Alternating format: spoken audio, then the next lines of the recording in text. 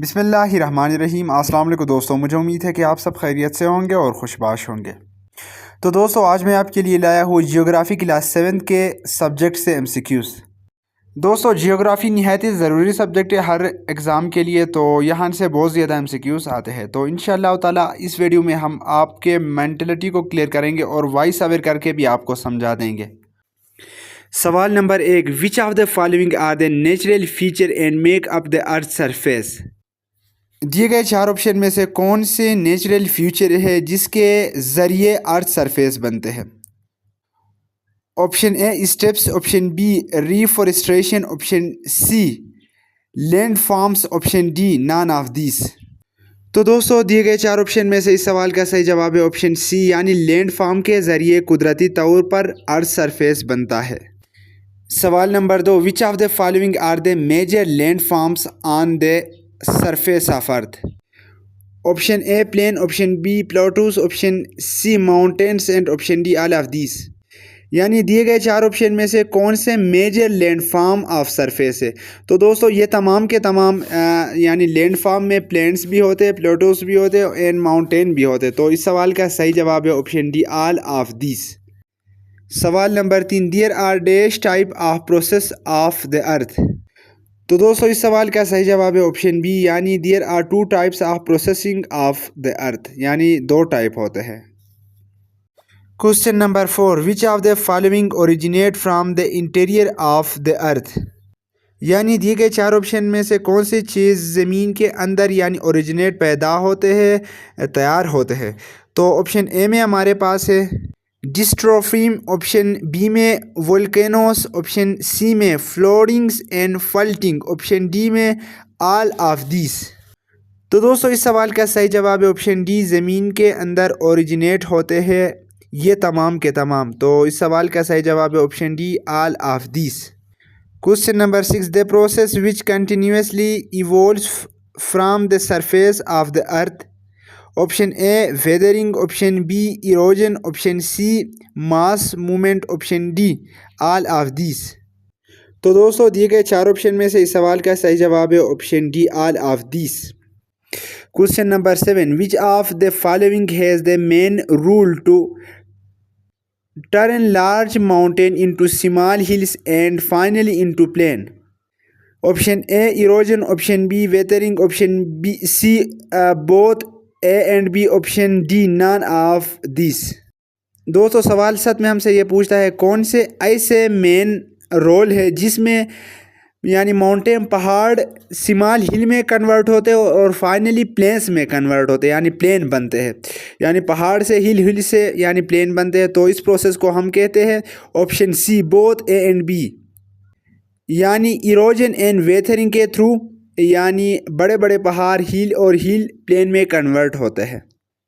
Question number 8, breaking down of rocks of the surface of the earth and mechanical और chemical means called. यानी breaking down यानी कट जाना, टूट जाना पहाड़ यानी रॉक को ज़मीन के सरफेस में, तो इसे हम मैकेनिकली और केमिकली उसे क्या नाम देते हैं। Option A erosion, option B weathering, option C reach and option D all of this. तो दोस्तों, दिए गए 4 ऑप्शन में से इस सवाल का सही जवाब है ऑप्शन बी वेथरिंग, यानी पहाड़ बड़े बड़े पहाड़ टूटते हैं और ब्रेक डाउन होते हैं। केमिकल प्रोसेस और मैकेनिकल प्रोसेस को हम वेथरिंग कहते हैं। तो option B is a correct answer. Question number 9, which of the following weathering breaks the rock without changing its composition. यानी दिए गए 4 ऑप्शन में से कौन से वेथरिंग है जिसमें यानी पहाड़ तो टूटते हैं मगर उनका कंपोजिशन चेंज नहीं होता है, उनका शेप, उनका मतलब सूरत चेंज नहीं होता है। तो ऑप्शन ए में हमारे पास है मैकेनिकल वेथरिंग, ऑप्शन बी में हमारे पास है केमिकल वेथरिंग एंड ऑप्शन सी में हमारे पास है फिजिकल वेथरिंग एंड लास्ट में हमारे पास option D none of this.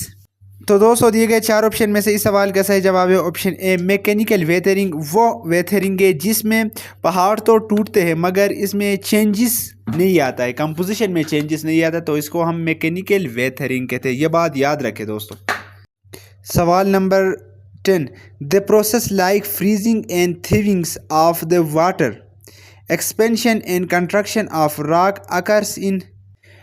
यानी वो प्रोसेस जिसमें पानी मुंजमद यानी आइस में कन्वर्ट होता है, सख्त होता है, फ्रीजिंग में कन्वर्ट होता है, और वो पहाड़ यानी राख जो सुगड़ जाते हैं, उनका मतलब सुगड़ उनके वज़न में कमी आती है, तो इस प्रोसेस को हम क्या कहते हैं?